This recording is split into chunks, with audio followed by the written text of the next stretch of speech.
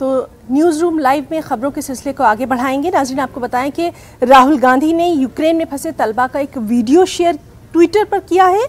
Video में देखा जा सकता है कि हिंदुस्तानी तलबा के साथ कैसे मारपीट की जा रही है। राहुल गांधी ने लिखा कि हम अपनों को छोड़ नहीं सकते।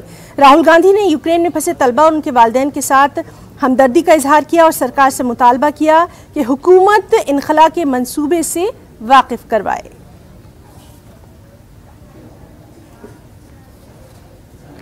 वहीं शिवसेना की रुकने पार्लियामेंट प्रियंका चतुर्वेदी ने यूक्रेन तनाज़े पर हिंदुस्तान के मौक़िफ़ को लेकर रद्द अमल दिया है। क्या कुछ कहा, ये देखते हैं। जब हमारे खुद के इंडियन स्टूडेंट्स वहाँ पर फंसे हुए हैं और हज़ारों की तादाद में फंसे हुए हैं और वो बच्चे बता रहे हैं कैसे हॉस्टिलिटीज़ बढ़ती जा रही हैं, उनको हॉस्टल फैसिलिटी नहीं दे रहे हैं, उनको खाने की फैसिलिटी नहीं दे रहे हैं। इस समय पे इंडिया अगर इकनॉमिक और इमर्जिंग सुपर पावर अपने आप को मानता है, उनको कहीं ना कहीं अपनी लॉन्ग स्टैंडिंग एलाय रहा है रशिया, उनको बताना पड़ेगा कि ये गैर जिम्मेदाराना काम हुआ है और वॉर गेट्स यू नथिंग।